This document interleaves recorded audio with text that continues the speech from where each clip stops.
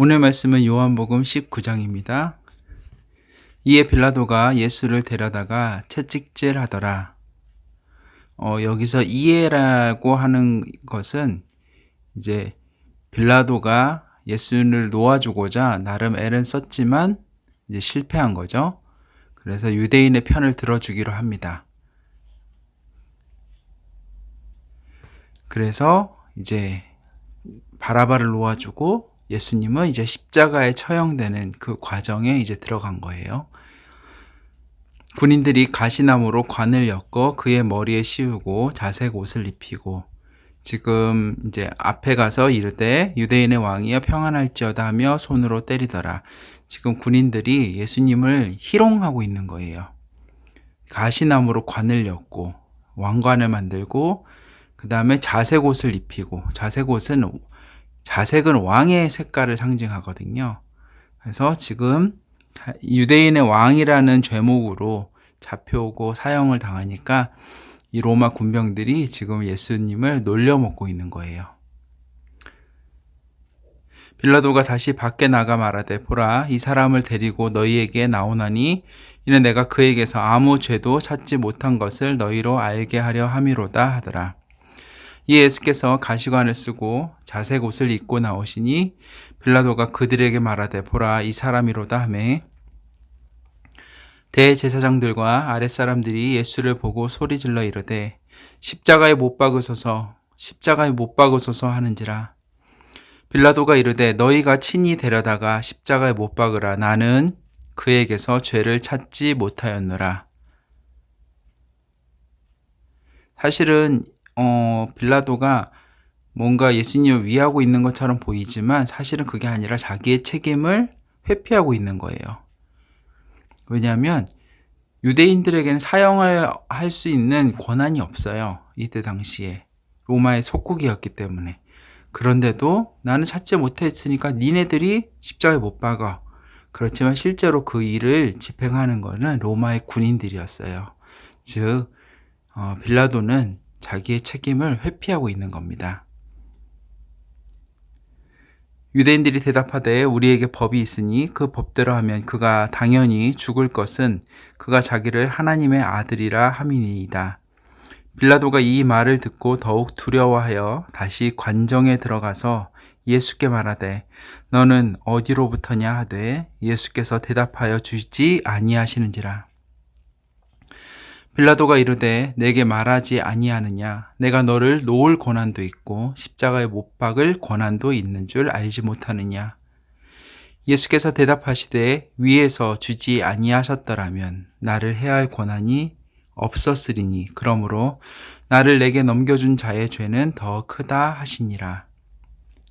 즉 가룟 유다의 죄는 더 크다는 얘기죠. 이러함으로 빌라도가 예수를 놓으려고 힘썼으나 유대인들이 소리질러 이르되 이 사람을 놓으면 가이사의 충신이 아니니이다. 무릇 자기를 왕이라 하는 자는 가이사를 반역하는 것이니이다.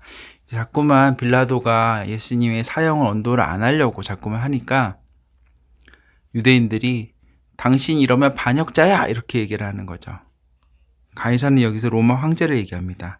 당신 로마 황제의 반역자가 되고 싶어라고 오히려 빌라도를 협박하고 있는 거죠.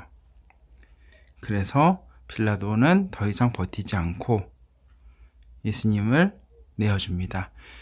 빌라도가 이 말을 듣고 예수를 끌고 나가서 돌을 깐 뜰, 히브리 말로 가바다에 있는 재판석에 앉아 있더라. 이날은 6월절의 준비일이요 때는 제6시라. 빌라도가 유대인들에게 이르되 보라, 너희의 왕이로다. 6월절의 준비일이고 또 6시라면 낮 12시를 얘기하거든요. 해가 지면 이제 그 6월절 이제 그거가 시작이 되기 때문에 실제로 이제 저녁 시간대부터거든요. 일 모을 때부터기 때문에 시간이 그렇게 많이 남지 않았어요. 십자가 처형은 단시간 내에 목을 베거나 그런 처형이 아니라 시간이 오래 걸리는 처형이기 때문에,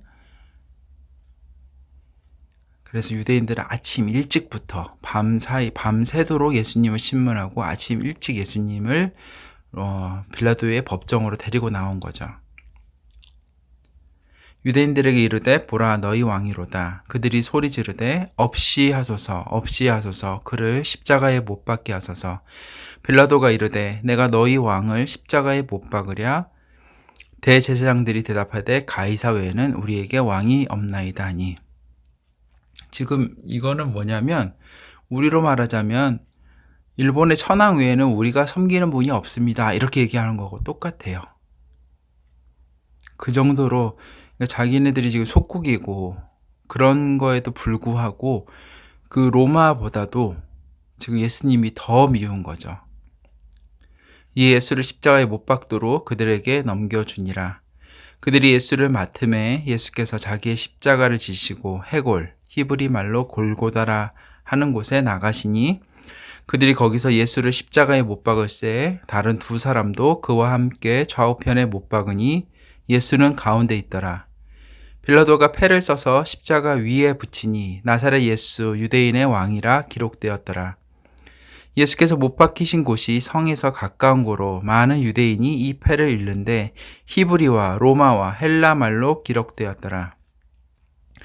유대인의 대제사장들이 빌라도에게 이르되 유대인의 왕이라 쓰지 말고 자칭 유대인의 왕이라 쓰라 하니 빌라도가 대답하되 내가 쓸 것을 썼다 하니라. 군인들이 예수를 십자가에 못 박고 그의 옷을 취하여 옷을 가져다가 네 깃에 나눠 각각 한 깃을 얻고 옷을 이제 나눠서 가진 거죠. 속옷도 취하니 이 속옷은 호지 아니하고 위에서부터 통으로 짠 것이라. 바느질로 만든 게 아니라 위에서부터 통으로 짠 거라는 거죠. 그래서 군인들이 서로 말하되 이것을 찢지 말고 누가 얻나 제비 뽑자 하니 이는 성경에 그들이 내 옷을 나누고 내 옷을 제비 뽑나이다 한 것을 응하게 하려 함이러라. 군인들은 이런 일을 하고 이 과정조차 예수님은 하나님의 말씀이 그 이루어지는 것을 하나님께서는 이 가운데서도 당신의 말씀이 정말 온전히 이루어지게 그렇게 진행하고 계시는 것을 보게 됩니다. 예수의 십자가 곁에는 그 어머니와 이모와 글로바의 아내 마리아와 막달라 마리아가 섰는지라. 예수께서 자기의 어머니와 사랑하시는 제자가 곁에 서 있는 것을 보시고 자기 어머니께 말씀하시되 여자여 보소서 아들이니이다 하시고 또 그 제자에게 이르시되 보라 내 어머니라 하신대 그때부터 그 제자가 자기 집에 모시니라. 아마 이제 자기 자신에 대해서 조금 객관화해서 표현을 했던 걸로 보여요. 사도 요한이요. 그 후에 예수께서 모든 일이 이미 이루어진 줄 아시고 성경을 응하게 하려 하사 이르시되 내가 목마르다 하시니 거기 신 포도주가 가득이 담긴 그릇이 있는지라. 사람들이 신 포도주를 적신 해면을 우슬초에 메어 예수의 입에 대니. 그러니까 이 신 포도주는 약간 그 진통제 역할을 했다고 그래요. 그래서 해면을 우슬초에 메어, 그러니까 약간 스펀지 같은 그런 거, 빨아들일 만한 그런 거에다가 마실 수게 할 수는 없으니까 이미 십자가에 매달려 계시기 때문에 스펀지 같은데 그것을 적셔서 우슬초에 이렇게 풀로 이렇게 묶어서 장대에다가 대고 이렇게 예수님 입에 댄 것 같아요. 예수께서 신 포도주를 받으신 후에 이르시되 다 이루었다 하시고 머리를 숙이니 영혼이 떠나가시니라. 이날은 준비일이라 유대인들은 그 안식일이 큰 날이므로 그 안식일의 시체들을 십자가에 두지 아니하려 하여 빌라도에게 그들의 다리를 꺾어 시체를 치워달라 하니 이 얘기는 뭐냐면 이제 안식일을 앞두고 이 일이 일어난 거죠. 정상대로였다면 안식일을 앞두고 이런 일을 일으키진 않았을 거예요. 근데 예수님을 처형하고자 하는, 예수님을 잡아들이고자 했는데 마침 가룟 유다가 그 시기에 이렇게 했기 때문에 갑작스럽게 진행된 일인 거죠. 그렇지만 안식일에도 계속 이것을 시체를 매달아 두고 하지 않으려는 거죠. 이것도 율법에 어긋나는 거기 때문에. 그래서 다리를 꺾어, 그러니까 다리 뼈를 부러뜨려서 빨리 죽음에 이르게 하라고 한 거죠. 군인들이 가서 예수와 함께 못 박힌 첫째 사람과 또 그 다른 사람의 다리를 꺾고 예수께 이르러서는 이미 죽으신 것을 보고 다리를 꺾지 아니하고 그중 한 군인이 창으로 옆구리를 찌르니 곧 피와 물이 나오더라. 창으로 이제 예수님은 십자가에 매달려 계시고 군인 아래에서 위를 보고 창을 찌른 거예요. 즉 오른쪽 옆구리를 찔러서 그 창의 끝이 왼쪽 가슴에 있는 심장에까지 이르는 거죠. 확실하게 죽음을 확인하기 위한 방법입니다. 그러고 나서 예수님께서 피와 물을 다 흘리셨어요. 이를 본 자가 증언하였으니 그 증언이 참이라. 그가 자기의 말한 것이 참인 줄 알고 너희로 믿게 하려 함이니라.